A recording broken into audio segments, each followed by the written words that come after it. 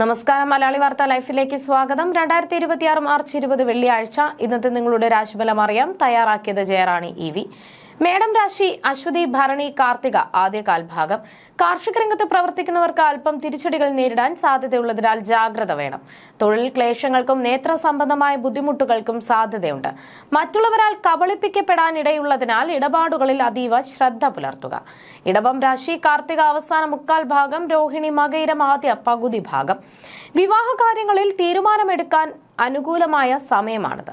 ശത്രുദോഷം മാറിക്കിട്ടുകയും ഭക്ഷണസുഖവും ധനനേട്ടവും ഉണ്ടാകുകയും ചെയ്യും. തൊഴിൽ രംഗത്ത് വിജയവും ഉന്നത സ്ഥാനലബ്ധിയും പ്രതീക്ഷിക്കാം. വിദ്യാർത്ഥികൾക്ക് പഠനത്തിൽ മികച്ച പുരോഗതി ഉണ്ടാകും.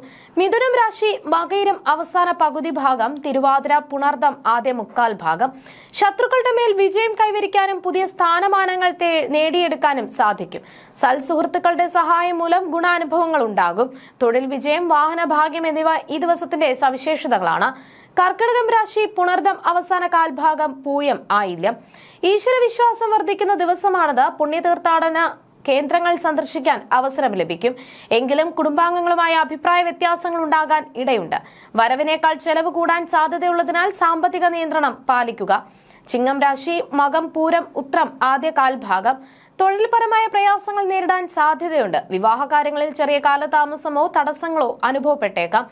ഉദ്യോഗാർത്ഥികൾക്ക് ജോലി സംബന്ധമായ ദൂരസ്ഥലങ്ങളിലേക്ക് മാറി നിൽക്കേണ്ട സാഹചര്യം വന്നേക്കാം. ബന്ധുക്കളുമായി ഇടപെടുമ്പോൾ ക്ഷമ പാലിക്കുക. കന്നിരാശി ഉത്രം അവസാന മുക്കാൽ ഭാഗം, അത്തം ചിത്തിര ആദ്യ പകുതി ഭാഗം. കുടുംബത്തിൽ നിന്നും ബന്ധുക്കളിൽ നിന്നും വലിയ ഗുണാനുഭവങ്ങൾ ഉണ്ടാകും. ദീർഘകാലമായുള്ള പ്രണയകാര്യങ്ങളിൽ അനുകൂല തീരുമാനമുണ്ടാകും. പുതിയ കരാർ ജോലികൾ ഏറ്റെടുക്കാൻ അവസരം ലഭിക്കും. ശയനസുഖവും മനസ്സമാധാനവും ലഭിക്കുന്ന ദിവസമാണിത്. തുലാം രാശി ചിത്തിര അവസാന പകുതി ഭാഗം, ചോതി വിശാഖം ആദ്യ മുക്കാൽ ഭാഗം.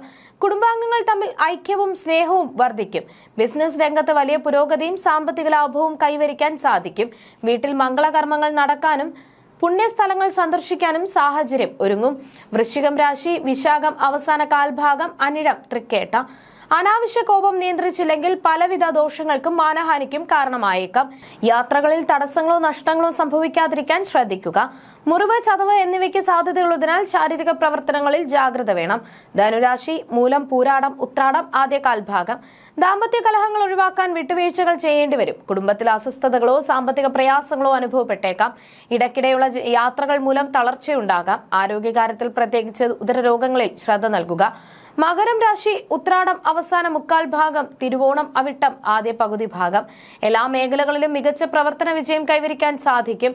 സമൂഹത്തിൽ പ്രശസ്തി വർദ്ധിക്കുകയും പുതിയ ആഭരണങ്ങളും വസ്ത്രങ്ങളും സ്വന്തമാക്കാൻ അവസരം ലഭിക്കുകയും ചെയ്യും. സർക്കാർ തലത്തിൽ നിന്നുള്ള ആനുകൂല്യങ്ങളും ധനനേട്ടവും പ്രതീക്ഷിക്കാം. കുംഭം രാശി അവിട്ടം അവസാന പകുതി ഭാഗം, ചതയം പൂരുരുട്ടാതി ആദ്യ മുക്കാൽ ഭാഗം. തൊഴിൽ രംഗത്ത് ചില ക്ലേശങ്ങൾ നേരിടാൻ സാധ്യതയുണ്ട്. പക്ഷി മൃഗാദികളെ വളർത്തുന്നവർക്ക് അവ മൂലം നാശനഷ്ടങ്ങൾ വരാതെ നോക്കണം. മറ്റുള്ളവരാൽ വഞ്ചിക്കപ്പെടാൻ ഇടയുള്ളതിനാൽ പണമിടപാടുകളിൽ അതീവ ജാഗ്രത പുലർത്തുക. ആരോഗ്യകാര്യങ്ങളിൽ ശ്രദ്ധ വേണം. മീനം രാശി പൂരുരുട്ടാതി അവസാന കാൽഭാഗം, ഉത്രട്ടാതി രേവതി. ദീർഘനാളത്തെ ആരോഗ്യ പ്രശ്നങ്ങൾ മാറി ആരോഗ്യം വീണ്ടെടുക്കും. മനസ്സുഖവും കാര്യവിജയവും തേടിയെത്തും.